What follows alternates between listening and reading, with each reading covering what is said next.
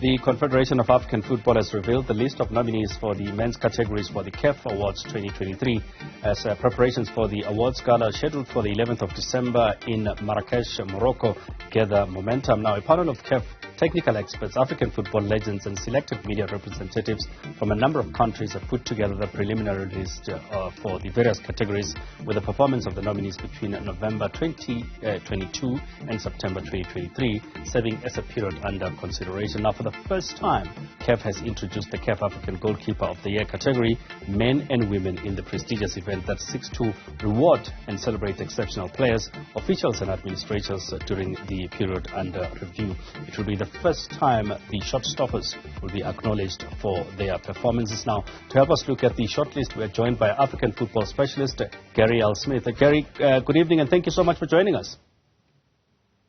It's my pleasure. Thank you for having me.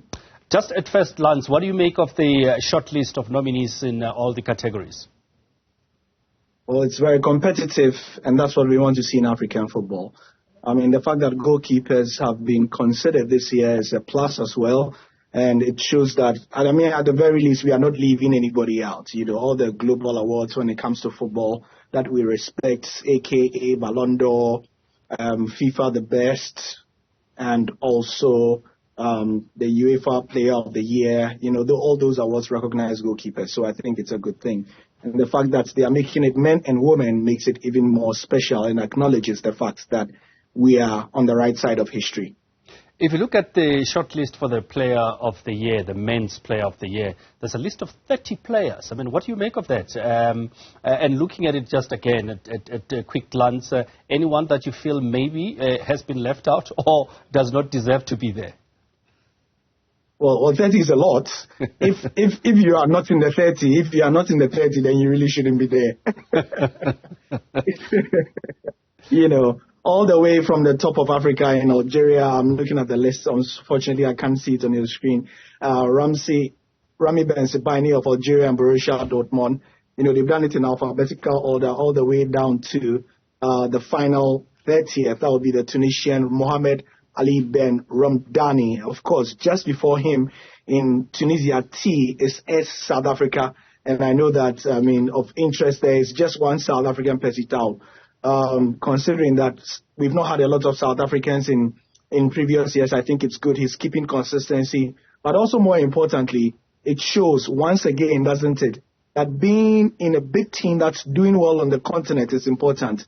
No team shows this more in the lists where South Africa is concerned, I think, than Mamelodi Sundowns. Absolutely dominant in the men. And then the women's categories will be named later.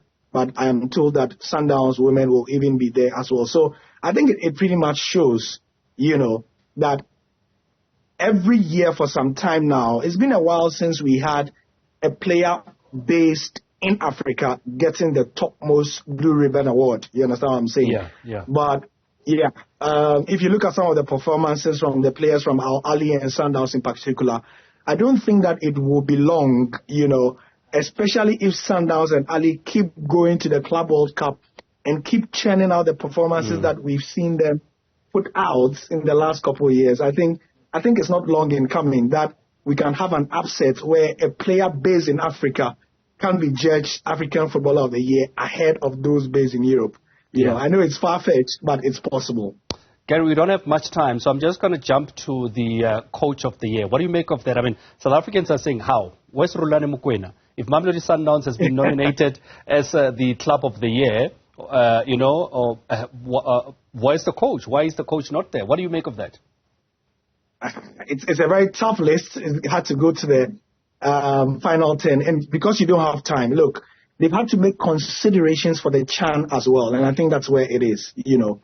The CHAN coach, Pape Thiaw, is there. Aliou Cisse, who won the AFCON with Senegal, is there. Then Chikiro Konde of Mozambique. I think if there's a name that I would have replaced, it would have been that one with Rulani Mokoena. Yeah. And Club of the Year, it looks like also it's going to be a very tough one. I mean, you look, as you've mentioned, the likes of Al Ahly, Mamelodi Sundowns, and interesting two South African clubs there in Marumo Gallants and Sundowns making the top 10. Yeah, but I think that because of what Al Ahly have done, in beating Wydad in the CAF Champions League is likely to go to Al Ahly to take something quite special, because remember the time period we are looking at, November 2022 to September 2023. And also the national team of the year, I think it will be Morocco. Is there a challenge for Morocco after their exploits in the FIFA World Cup? I don't think there's a challenge. It has to be Morocco. All right. Gary, we're going to have to leave it there, but thank you so much for taking this time to speak to us. We appreciate your time. Gary L. Smith speaking to us all the way in Ghana about the CAF Awards nominations. A list of 30 players have been named, but also from a South African perspective, Pesitau amongst those. Mamelodi Sundowns also as a contender for the Club of the Year. Peter Shalulile also makes an appearance there, with Ron Williams of Mamelodi Sundowns also in the line for Goalkeeper of the Year. Let's pack it there for now as far as sport is concerned. It's back to Kathy and Tembekile.